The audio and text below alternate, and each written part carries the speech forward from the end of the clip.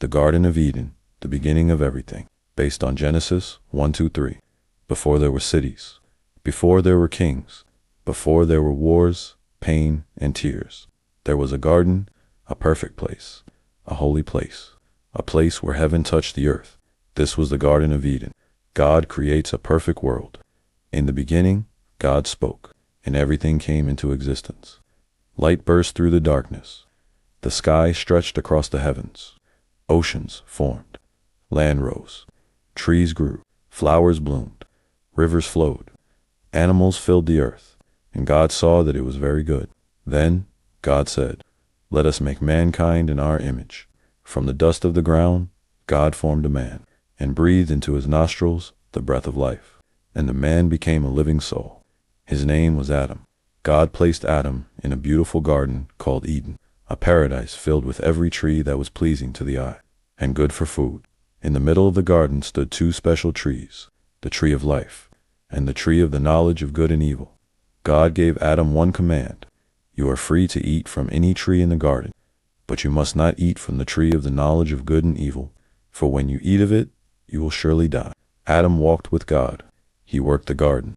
He named the animals, yet among all creation, there was no one like him.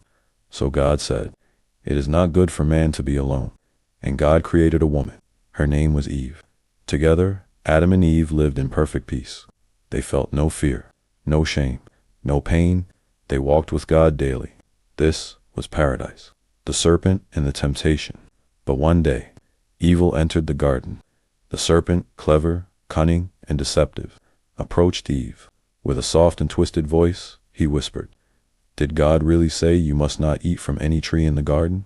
Eve replied, "We may eat from the trees, but God said we must not eat from the tree in the middle of the garden, or we will die."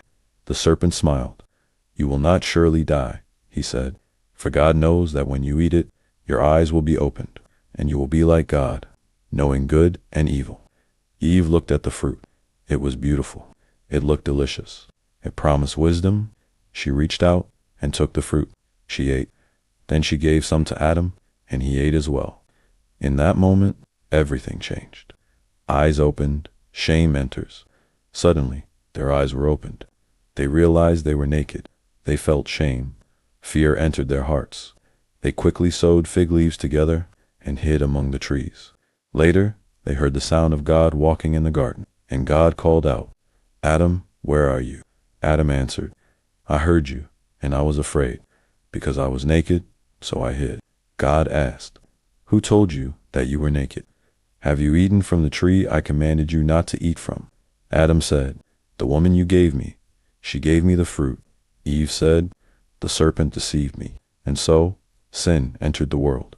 The consequences of sin. God then spoke to the serpent, "Because you have done this, you are cursed above all creatures.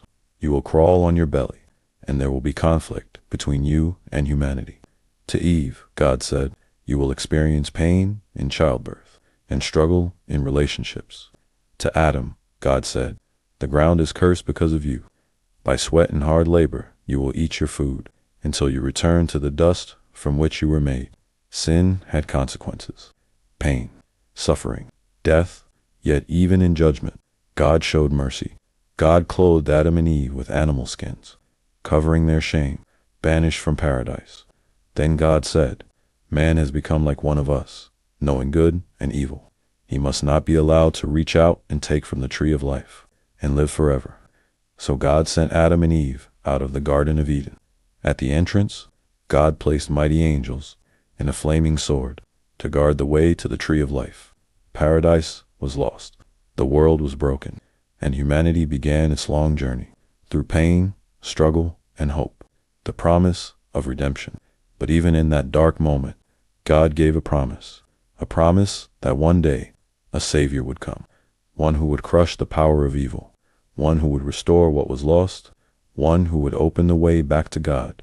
And thousands of years later, that promise was fulfilled in Jesus Christ, the lesson of Eden. The story of Eden reminds us, disobedience brings separation, but God's love brings redemption. Though paradise was lost, hope was never lost. God still desires a relationship with his creation, and through faith, we can walk with him again. If this story touched your heart, remember, God still calls your name, just like he called Adam. Where are you? And subscribe and share.